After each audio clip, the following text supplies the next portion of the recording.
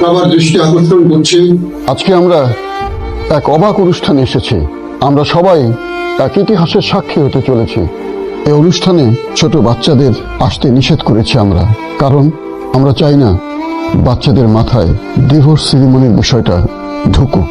জয়ের আত্মীয় স্বজন এসেছেন, অবনীর আত্মীয় স্বজন এসেছেন, তাদের বাবা মা কেউ আসেননি। বুঝতেই পাচ্ছেন কেন আসেননি। বড় ধাক্কা খেয়েছেন তারা, বড় আঘাত পেয়েছেন। Rumpa, the best wedding planner in the city, জয়ার অবনীর এই ডিভোর্স সেরিমনি করেছেন। রুম্পা, ধন্যবাদ নিপু মামা। আমি এবার উকিল সাহেবকে বলবো যে ওনার যে ফর্মালিটিস গুলো আছে উনি শেষ করার জন্য। আপনারা উভয় পক্ষ যেহেতু ডিভোর্সে একমত হয়েছেন, so according to family law ordinance 1961, স্বামী স্ত্রীকে তার প্রাপ্য যে দেনমোহর এবং ভরণ পোষণ তা প্রদান করবেন, এবং আপনারা খুব দ্রুততম সময়ে সালিসি বৈঠকের যে নোটিশ সেটা আশা করি পেয়ে যাবেন। এবং আগামী 3 মাস যদি আপনারা সম্পূর্ণ সেপারেশনে থাকেন, তাহলে আশা করি 3 মাস পর সালিসি বৈঠকের পর আপনাদের মধ্যে যে ডিভোর্স সেটা কমপ্লিট হয়ে যাবে। তো আমার কাছে সব পেপারস এখানে রেডি আছে, আপনারা দুজনই এখানে সাইন করে দিবেন এবং আপনাদের দুই পক্ষের সাক্ষী এখানে সাইন করবেন প্লিজ।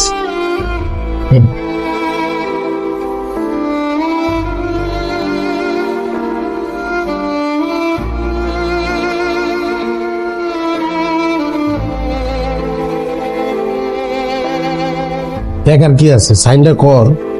1 মিনিট, তোমাদের দুজনের উদ্দেশ্যে আমার কিছু কথা আছে। জয়, গতকাল রাতে যে অবনীকে পাওয়া যাচ্ছিল না, মানে খুঁজে পাওয়া যাচ্ছিল না, এই প্ল্যানটা আমার ছিল, ইনফ্যাক্ট আমাদের সবার ছিল। আমরা আসলে দেখতে চেয়েছিলাম অবনীর প্রতি তোমার ভালোবাসাটা কেমন। অবনীর প্রতি তোমার যে অস্থিরতা আমি দেখেছি, তারপরে তোমার মাথায় আসতেছে না যে তুমি তোমরা ডিভোর্স কেন চাচ্ছ। আর এই 2 দিনে তো তোমাদের মধ্যে কোনো ঝগড়া, কোনো সমস্যা কিছুই দেখলাম না। দেখেননি, কারণ আমাদের মামা ওদেরকে একটা শর্ত দিয়েছে, ডিভোর্স সেরিমনির আগে ওরা যদি কোনো রকম ঝগড়া করে তাহলে একজন আরেকজনের সাথে ওরা ডিভোর্স দিতে পারবে না। আর আপনারা জেনে খুশি হবেন যে ওরা এই কয়দিনে এক মুহূর্তের জন্য কোনো ঝগড়া করেনি। গত কয়েকদিন ঝগড়াটা কেন হয়নি তার কারণটা কি জানতে পারি? অবনী, জয়, ঝগড়া হয়নি কারণ আমরা দুজনে অনেক কেয়ারফুল ছিলাম। How stupid, sorry for my language. আমি তো তোমাদের জেনারেশনকে স্মার্ট ভাবতাম, এতটা স্টুপিড কি করে হলে? এটাই ওদের স্মার্ট অ্যাপ্রোচ। ওদের ম্যাচ হচ্ছিল না, ঝগড়াঝাটি সবসময় লেগেই ছিল। একজনের সঙ্গে আরেকজনের মনের কোনো মিল ছিল না। একই ছাদের নিচে দুজন 2 রুমে ছিল, আবার ফেসবুকে cute cute couple pick upload করছিল লাইক আর কমেন্ট পাওয়ার জন্য।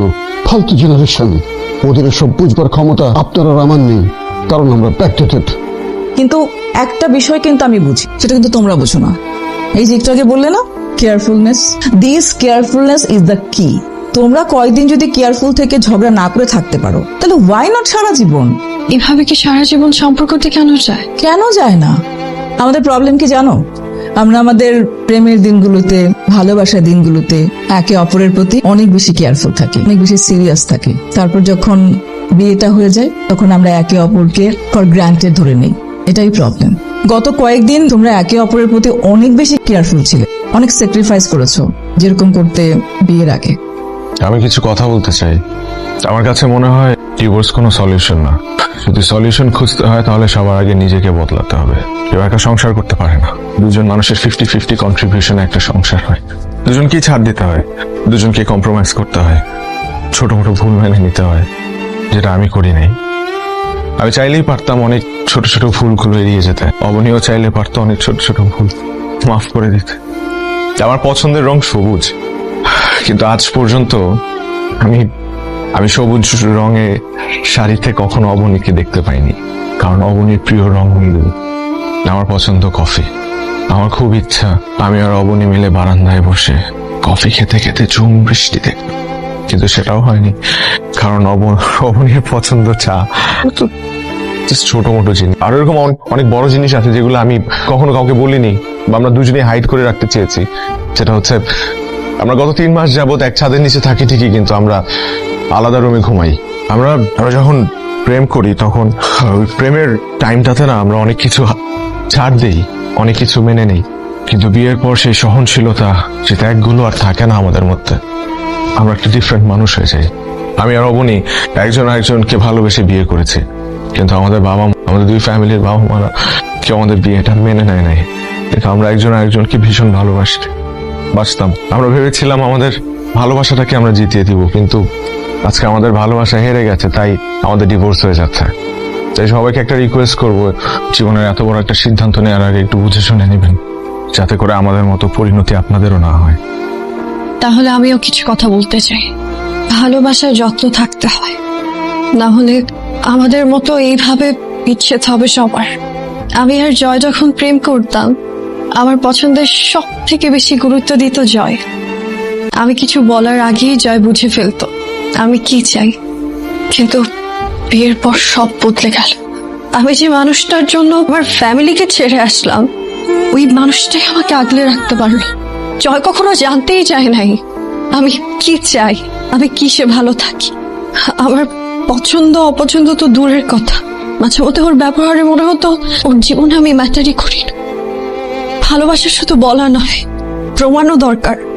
প্রতিদিন পর ভালোবাসা মানে একে অপরকে বোঝা, সম্মান করা, পাশে থাকা। যেখানে ত্যাগ নেই সেখানে ভালোবাসা বাঁচা। সাইন করো। তুমি সাইন করো। আমাকে নিয়ে তো তোমার অনেক কমপ্লেন, তুমি সাইন করো। তোমারও তো আমাকে নিয়ে আরো বেশি কমপ্লেন, তুমি সাইন করো। আমি আগে সাইন করতে পারবো না। আপনি আগে সাইন করতে পারেন। প্লিজ অবনী, শেষে এমন কোনো ঝামেলা করো না যাতে আমাদের ডিভোর্সটা নষ্ট হয়ে যায়।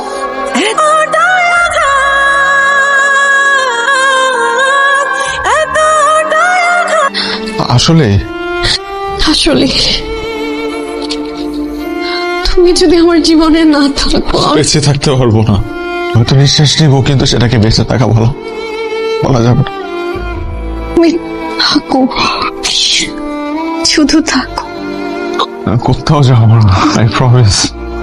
আমি তো তোমাকে ছাড়া থাকতে পারবো না। আমি তোমাকে ছাড়া বাঁচতে পারবো। আমরা সবাই ছোট ছোট ভুলকে এত বড় করে দেখি যে তার আড়ালে হারিয়ে যায় আমাদের ভালোবাসা, আমাদের সম্পর্ক।